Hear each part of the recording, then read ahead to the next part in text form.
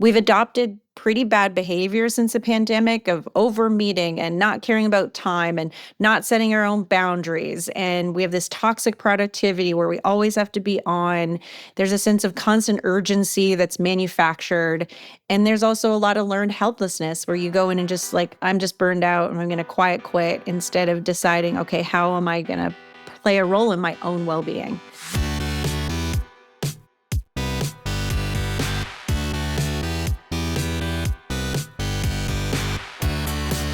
You're listening to The Successful Bookkeeper with your host, Michael Palmer. Listen each week as inspiring guests share their secrets of success to help you increase your confidence, work smarter, and build a business you love.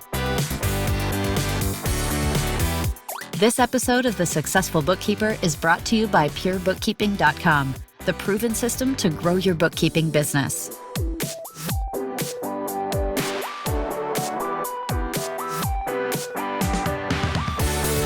Welcome back to the Successful Bookkeeper Podcast. I'm your host, Michael Palmer, and we have another special two-part series with Jennifer Moss, who is an award-winning journalist, workplace happiness expert, and author of Unlocking Happiness at Work, second edition.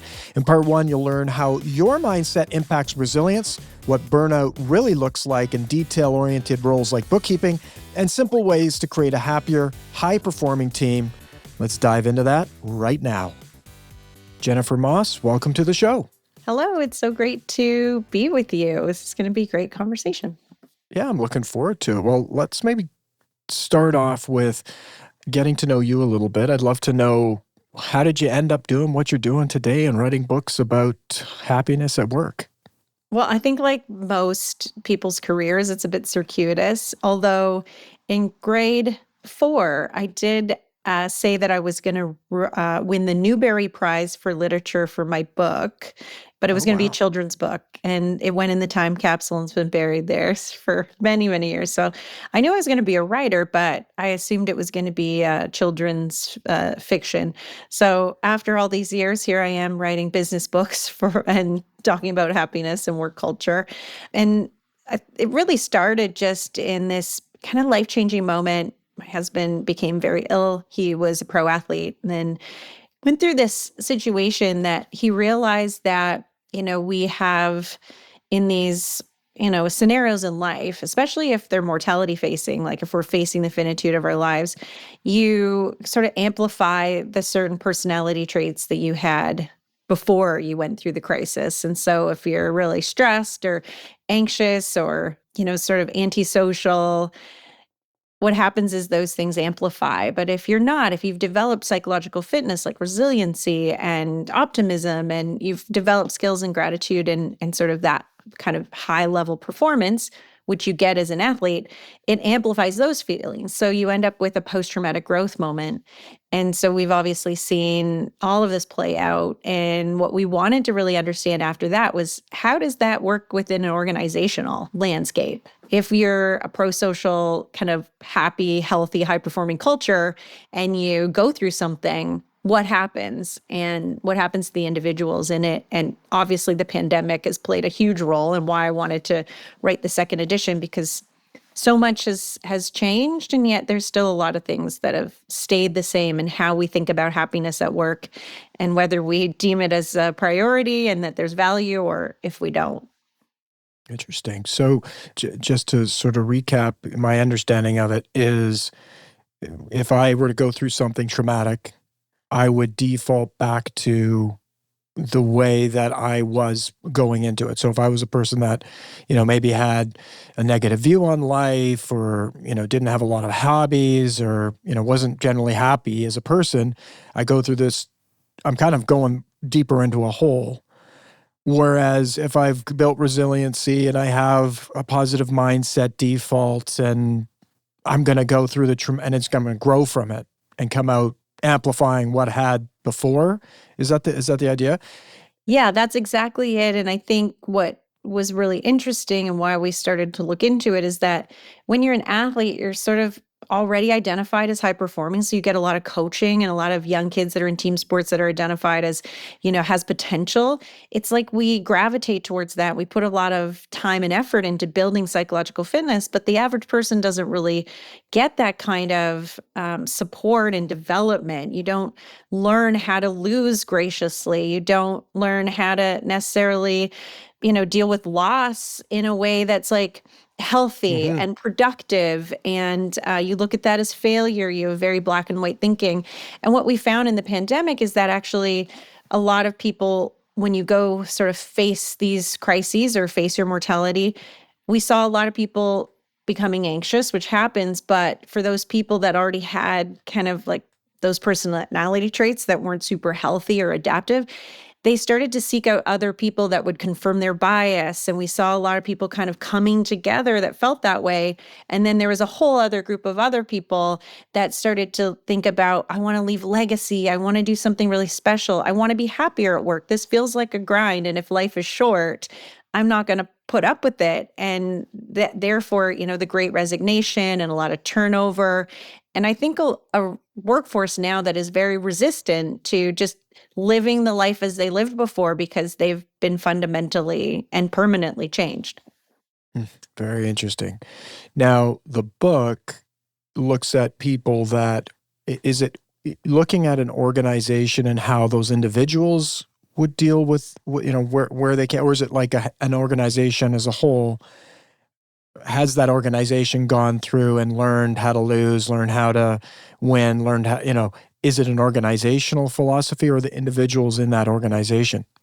So I kind of actually look at it like a quadrant. And, in the top left is policy and government. We saw right to disconnect policies come up. We see in really great Mercer research that found that in states, for example, in the US, where they had pay transparency laws, we saw more organizations adopt pay transparency rules and an improved culture. So we see policy play a big role. And I think giving leaders permission to do things, even if it might not be exactly what their shareholders might want. And then the other upper part of the quadrant is executive CEO leaders. I mean, they have to be the ones leading it and modeling it, and then making sure that policies in the organization support happiness and well-being. And then you have the manager, which needs to realize that they actually have a huge impact on individuals. Our experience of work, about 70% of it, the manager can decide if it's going to be happy or miserable. So there's a huge impact that managers have, but they can't be that way unless there's support with policy and executive leadership. And then we as individuals play an important role. We've adopted pretty bad behavior since the pandemic of over meeting and not caring about time and not setting our own boundaries. And we have this toxic productivity where we always have to be on. There's a sense of constant urgency that's manufactured. And there's also a lot of learned helplessness where you go in and just like, I'm just burned out and I'm going to quiet quit instead of deciding, okay, how am I going to play a role in my own well-being? And so really all those four things, when they work well, produce a healthy, happy, high-performing culture. When there's one off, you can sometimes sort of navigate, but when a bunch of them are off, then it's really disastrous. We'll get back to the interview right after this word from our sponsor. As a solo accountant or bookkeeper, your business is your livelihood. But have you ever wondered what would happen if life threw you a curveball? What if you couldn't work tomorrow? Who would step in to manage your clients and keep your income flowing? That's where Succession Security comes in. Think of it as insurance that pays out in labor. If an unexpected emergency strikes, whether it's an illness, accident, or even a family crisis, Succession Security ensures your business keeps running. They step in to manage operations, communicate with clients, and protect everything you've built. Don't leave your business to chance. Be proactive and safeguard your future. Learn more and start your business continuity plan today at successionsecurity.com, because when life happens, your business shouldn't stop. Succession Security, your partner in peace of mind. Thank you for hearing from our sponsor. Now let's get back to the interview. Very interesting. So now there's a lot. There's a lot there because you've got interesting things happening in young people. There's mental health pandemic, epidemic, I guess we call it, Yes.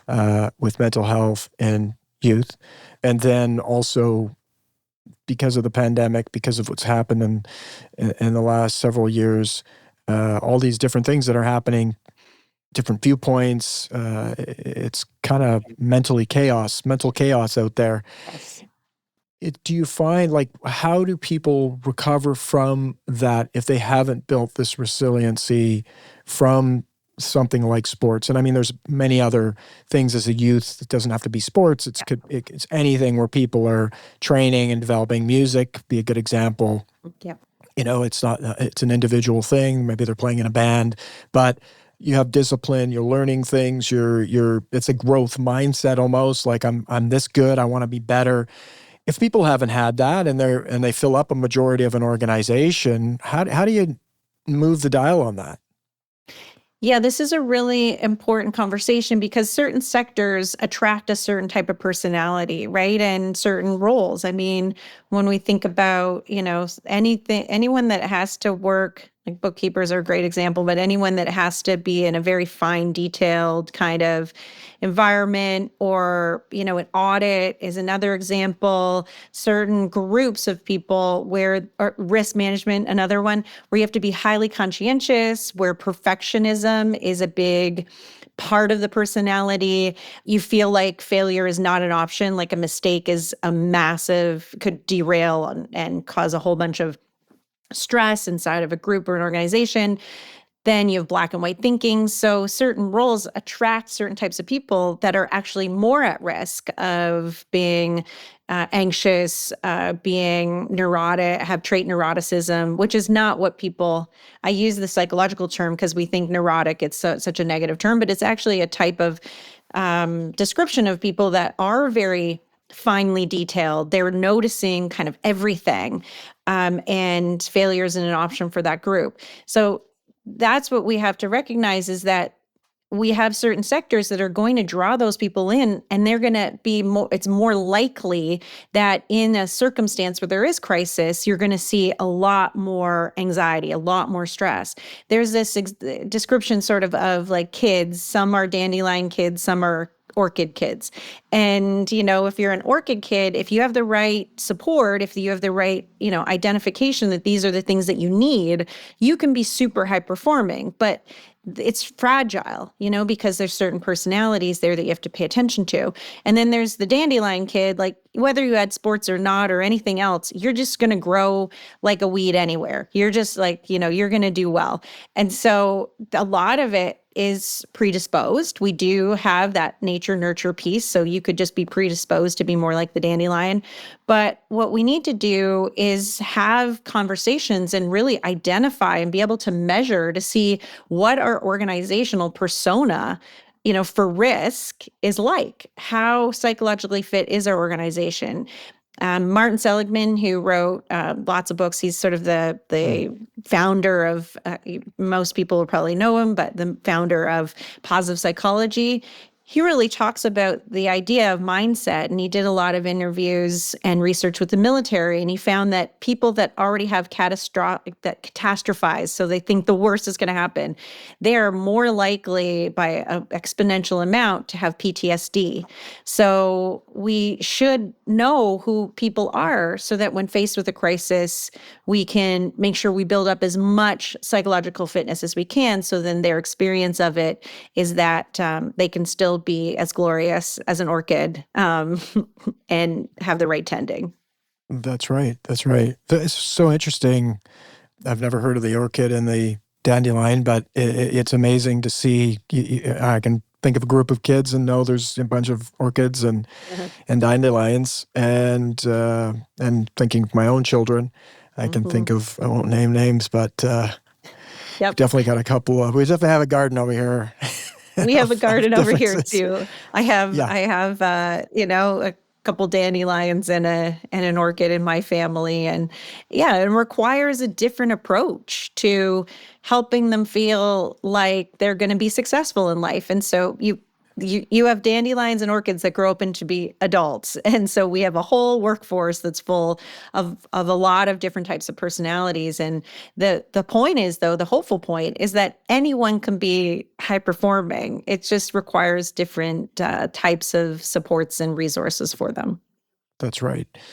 So now, speaking in a small business sense, that would be our listener, how do they begin to take this knowledge and apply it to a small team, to themselves as well as a small? I mean, there's the, hey, am I a dandelion? Am I an orchid?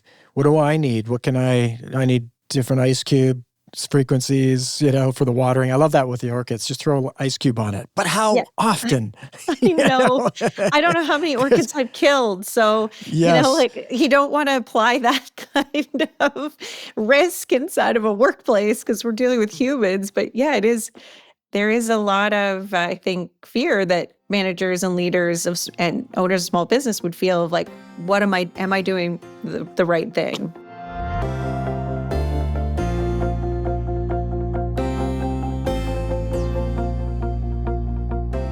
So where did they, if they were thinking about this in their small team, whether they've got the team or they're thinking about getting the team, where do they start to apply this kind of thinking? And, it's questioning, because it's like you had said earlier, there's certain types. You might not want a dandelion in a certain role, but if you need orchids, you better make sure that you've got an environment that's going to be healthy for them. And in this space, I'm thinking orchids are likely more often because of the attention to detail and, risk adverse, and making sure it's not gray, it's black and it's white. And we want to get it exactly down to the, Yes. the penny, so to speak. And so you probably want to have a good environment for the people coming in like that. This is a really important thing. Like when we look at certain roles, and I've mentioned this, and we look at the people at most risk of burnout, that is that perfectionist thinking. And so again, like people that have put a lot of time too into getting their education, getting to that place, like it's taken a very kind of precise approach to that. And you're probably, what happens too, not only in these sectors do you hire certain personality traits because they're drawn to that, but we also attract like people. Why we see when women are leaders that they hire much more women. So you're also going to have people that are leaders of a certain sector. They're going to hire people that are like them, which means a self-assessment, like you said, is really important too. It's thinking like, okay, what do I need? And where are my strengths? And where do I find myself, when I'm stressed? What does that look like? And, we have to, in our people, we have to be looking for things that look like underperformance, which I say is a myth. It's not actually underperformance. It's just chronic signs of stress or feeling like they are wilting, that they aren't actually feeling like that they are living up to their expectations, which are really high. What happens is you start to see things like with people that are stressed, they have this brain fog, which I'm sure more people have heard about now since the pandemic, but chronic stress causes this brain fog, and it makes, those small tasks feel Herculean. So it's taking longer to get our jobs done than it used to. You're feeling much more distracted, which can cause mistakes. You're more likely to make mistakes. You can also feel more cynical about your clients or your customers or your coworkers. You start to feel like, like it's always going to be like this, using language like that. It's never going to get any better, or you're complaining more. It's like this emotional detachment or depersonalization from your job. You might have thought, oh, used to think like, this is great. This job is made for me. But because you're burning out and because you now are feeling as a perfectionist that you're failing, you're going to start to lose that professional efficacy. And that is like kryptonite for perfectionists, feeling like I'm not good at my job anymore. So you depersonalize from it. So all those things are important warning signs for leaders to say, is this something I'm doing? And then is it, am I seeing this in my teams? And then there's lots of really good strategies and tactics to be able to manage for that. But I would say the first thing that they need to do is just making sure they're aware of the signs, what those signs look like of stress, and not just immediately think that someone is underperforming, but that if we can actually moderate with stress prevention tools, that we can get those people back, into a place of feeling high performing and effective. It's an interesting track, and it really highlights the challenge and the level of responsibility that any leader has, whether you're in a big team or small team, is that it's you're dealing with a variety of people and have to pay attention. It's very easy, I think, in any job, big or small company, to just get focused on the grinding of the wheel and sharpening of the stones and all of that business and not pay attention to the people inside there that are a massive amount of basically variety, and everyone comes every day with something different, and it's just this complete and utter chaos. But at some point, it all works, and you're trying to dial in. I mean, the whole point is to have a group of people coming together that want to be there, that love doing what they're doing. And then if you have those two things going, like, great things can happen in the organization. But if you don't pay attention to it too much, it can be complete opposite to that. And, we used to have a transactional relationship with work, but now it's a much more social relationship with work. Part of the reason why people just even show up is because they have a best friend there. I mean, it is, the manager that they love to work for, because that leader is hopeful and optimistic, and you want to go into battle with them. There's a lot of this social aspect of work that's so important to a bottom line, and we call those the soft skills, and I don't like to use those terms, because it's really essential skills, especially when you look in the world we're moving into, where there's a lot more technology and AI adoption, and if we want to hold on to that high performance, the humanity skills are really important. The human skills, the essential skills, which are that connective tissue, which happens in relationships, that happens in your sense of well-being and purpose and feeling like you matter at work. And that only comes with strong, empathetic leaders that tune in and they listen and they're willing to action what they've heard. But you don't do that if you're just in the grind, if you're just about bottom line. You'll continue to see, like what we're seeing now, is productivity is continuing to decline. And everyone's kind of scratching their head at the leadership level, like, what's the problem? Well, there's all these foundational, fundamental human problems because we're not paying attention enough to the humans right now at work.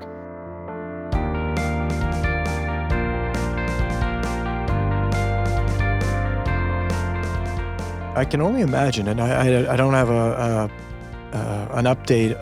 I'm curious about the productivity. I would say it would mean a lot to our listener to know that as well, that productivity is dropping, and so organizations are kind of in this, what's going on? How do we fix this? I hear anecdotally through friends and family and people who work in large organizations about the go back to work thing. We're going from 1 to 2 to 3 days, and then the kind of the interesting topic is that people have spent so much time shaping their work life to them, right? Versus they used to shape their life to work. They then shape their work to life. And now to go back, it's almost like, can you go back after what's the good little analogy there where you can't put the toothpaste back in the tube here. It's like, it's going to be pretty messy to get that stuff back in, and it isn't going to look very pretty or taste very good. So all these things happening, and then from a small business owner's perspective is to think about, well, how do you turn the dial on it? People have, there's just so many things in life now as I see my children growing and sort of layer over what my life was like growing up and now their life, all the options that people have today, from entertainment, sports, video games, the type of school and education and differences there, the differences in cultures. It's It's a lot to think about and take on, and then you bring all those people into work and you're dealing with all of that. So what are they doing that's making a difference to have people be more productive? Well, you know what? They're really following the data. And there's organizations that are doing a really good job of seeing, okay, what is actually a policy that works? And you mentioned return to office. I love that you said you can't jam the toothpaste back in the tube, because I say that all the time. I mean, we can't, for anyone that's a fan of Severance, we don't have innies and outies. You know what happens in the real world, you know what happens in your work world. It's not like our memories are bifurcated between the two.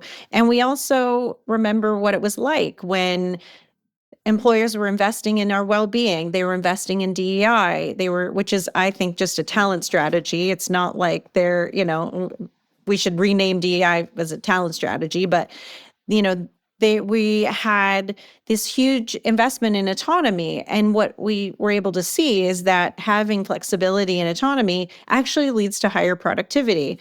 There's been great data right now showing that return to office mandates, the more that we continue to get people in the office, the less cohesive we are.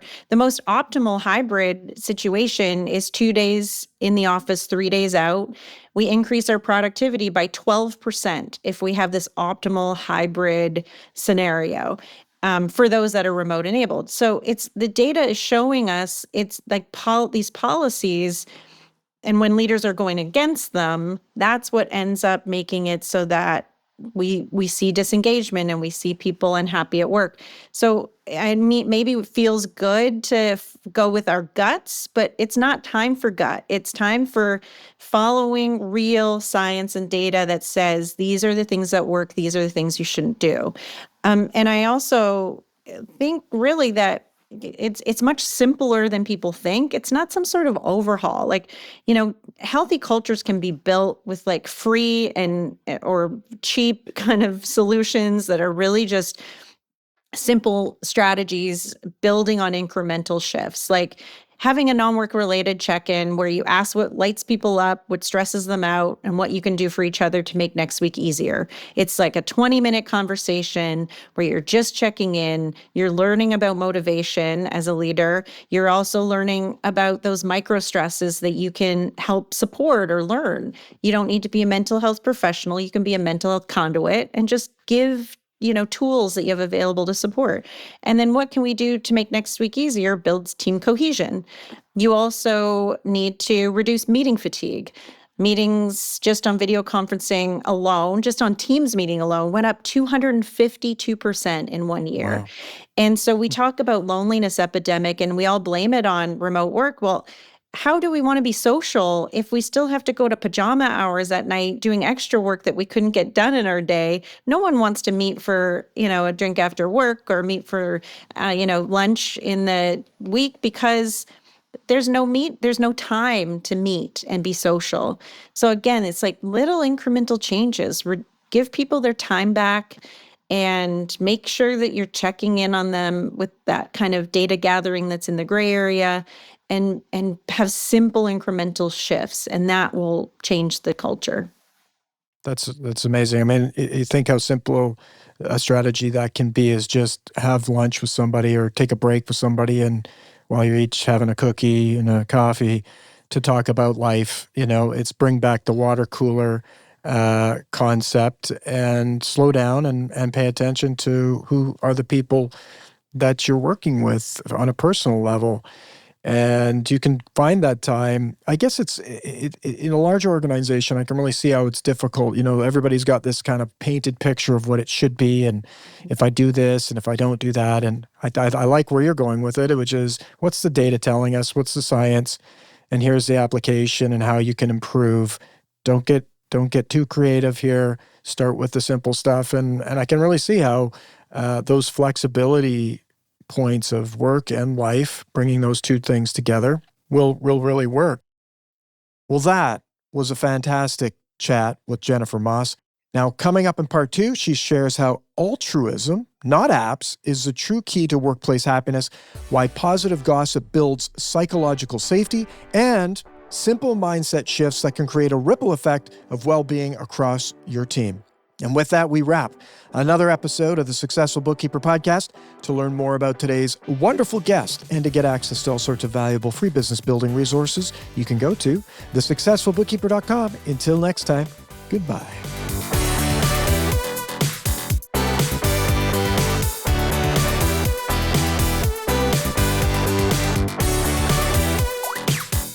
You've been listening to The Successful Bookkeeper with Michael Palmer. For more information and to download the resources mentioned in this episode, please visit us at thesuccessfulbookkeeper.com. Thank you for listening.